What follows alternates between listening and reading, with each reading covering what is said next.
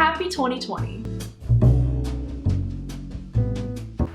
It has been quite a crazy past year for me on this channel, so let's go take a quick look at a year in review for this channel.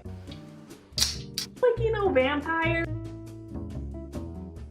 Wow, so many amazing videos that I did over the past year, and I promise you that there'll be many more in the year to come. It's not that high of a bar. 2010s were a decade of change, not only in our world, but in our own personal lives. Especially people my age. We graduated high school and then graduated college and then took on a bunch of student debt and then got our first real job. And now we're facing detrimental climate change that may make our $100,000 degree just useless before we even get the chance to pay it off. Thankfully, there has been an abundance of TV shows and movies to keep us distracted from the existential crisis of just simply living. In this video, I'm going to look back at how the TV and film industry has changed over the next decade and what it means for the future of entertainment. Franchises have been popular since back in the 80s with the sequel boom with Star Wars, Back to the Future, Jaws, and other such movies making waves. But in the 2000s and 2010s, we saw a great uptick in the amount of franchises, adaptations, and sequels that were in theaters. Book adaptations were especially popular in the late 2000s and early 2010s, with book franchises such as Harry Potter, Twilight, and The Hunger Games all getting on-screen adaptations. Marvel dominated the theaters this decade, starting back in 2010 with Iron Man 2. The first Iron Man was released back in 2008, but Iron Man 2 saw the real beginning of the Marvel Cinematic Universe. Over 20 films and TV shows were released over the course of the decade, and in 2019, Avengers Endgame took the coveted #1 blockbuster spot of all time, beating out Avatar. Disney was a very busy bee over the course of the decade, also purchasing the other most profitable franchise, Star Wars, with its purchase of Lucasfilms back in 2012.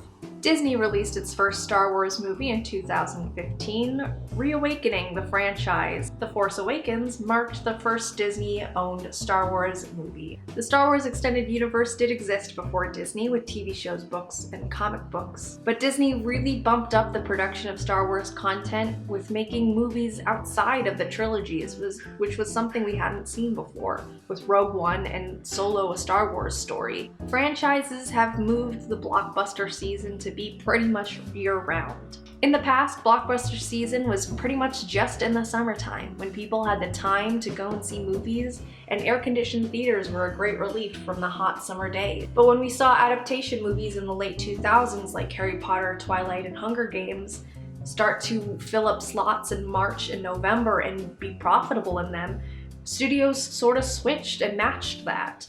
Now we just don't have those big blockbuster movies in the summer, but we have them in February like we did with Black Panther, or March like we did with Captain Marvel. At the beginning of the decade, pretty much every major studio had at least one film throughout the year that was #1 in the box office for the month it was released.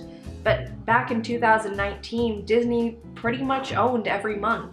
Warner Brothers and Universal did have a few entries that did make #1 box office, but still Disney reigned supreme. This is a definite shift from what we saw before, where multiple studios could have big releases throughout the year.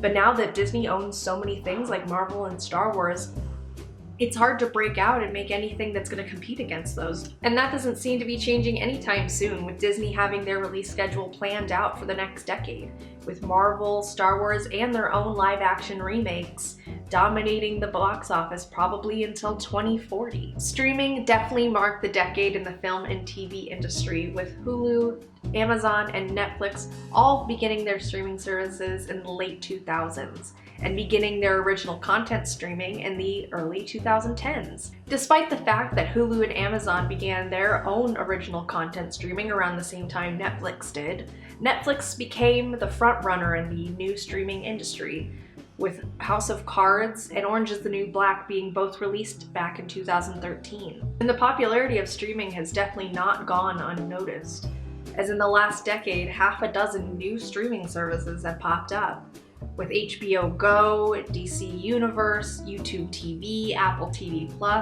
and most recently Disney Plus now being added to the roster of the never-ending roster, seemingly, of new streaming content platforms. Now, instead of just a handful of streaming services, we have a long laundry list to choose from. And choosing one means that we don't have the content of the others. The original point of streaming services was to have all of the content you wanted to watch all in one place. And different companies will still continue to make their own streaming services. NBC has already announced that they'll be releasing their own streaming service, which is why Friends, The Office, and other NBC shows are being removed from Netflix. But eventually, viewers are going to get tired of having to buy a bunch of different streaming services just to see the content they like. And shows like The Mandalorian have gotten great exposure and great reviews. So people are clearly liking the content they're putting out and are willing to pay the fees. So until that changes, new streaming services will pop up probably every year. We can't talk about the 2010s in film and TV without talking about diversity. There's always been a push for more diverse media in Hollywood. And anytime there are major strides made in the industry, it seems to be coinciding with real life events, and the 2010s were no different. In the 2010s, we saw the rise of the Me Too and Black Lives Matter movement, and marriage equality was legalized back in 2015. And we definitely see that reflected in our media. But it's not because the people in the industry are wanting to make these changes, it's because our voices are able to be louder than ever. Social media has become part of our daily lives in the 2010s, and while a lot of the popular social media sites that exist today existed back in the 2000s, we definitely didn't have as much of a cultural impact with them as we do today. And now more than ever, viewers and content creators have a direct line to each other, for better or for worse, in order to ask questions, air grievances, or complain about things. And sometimes those complaints are warranted. Because of the rise in discussions about representation in media, there really is no reason to ignore those nowadays. Things like racism, sexism, and homophobia really have no place in media, and when they do show up, they're scrutinized for good reason.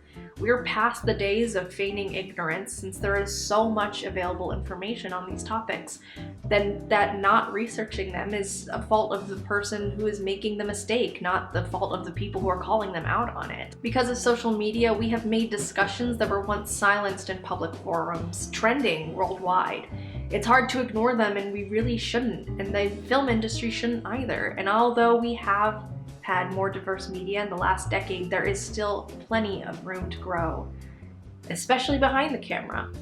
Because we have seen a lot of more diversity on camera, we have not seen as much behind the scenes, in writers' rooms, in crew on film sets, and especially with executives in studios, who are mostly still old white men and women. In order for the film and TV industry to truly feel diverse and representative of the world that we live in today, behind the scenes needs to become as diverse as we see in real life, and we still have a long way to go until we get there. Moving forward in the 2020s, I'd love to see more diversity in front of and behind the camera. And not just in terms of representation, but also with different kinds of stories. Like I said before, we've been kind of bogged down with franchises, sequels, remakes, and adaptations for the past decade. And I'd love the chance to see what else is out there, see something new for once. But until the studios decide to make that switch, which they probably won't, because what they're doing currently is making them a lot of money. So until the money stops coming in, this is what we're going to be getting. There have been a lot of independent movies released in the past decade, but they've been buried under all of the marketing and hoopla over the bigger franchises. And unfortunately, they've been thrown to the wayside. Audiences want new content. It's just up to the studios to make the decision to do that. The only reason they're making so much money is because that's what they're marketing. And if they marketed something else, they'd go see it. Before the Marvel Cinematic Universe came to be, no one cared about comic books. Comic books were for nerds. And now that Disney owns Marvel and is releasing a bunch of films every year, people have no choice but to go see superhero movies and comic book movies. And although other studios are trying to compete, like Warner Brothers and the DC Extended Universe, it just isn't cutting it to the oversaturation that Disney is showing us. So my hopes for the 2020s are more diverse media and new stories told by not big studios and more independent filmmakers. Thank you for watching. Put down in the comments below what you want to see in the 2020s in movies. And let me know what your favorite movie of the 2010s was, or what your favorite movie of 2019 was. And as always, please like and subscribe down below. I will be posting new content every Friday. Please hold me to it. I'm holding myself to it. It won't be like last year, I promise. I made this same exact promise almost exactly a year ago, last January, and did not keep it. This year I am. That's my New Year's resolution, and I'm sticking to it. Until next time.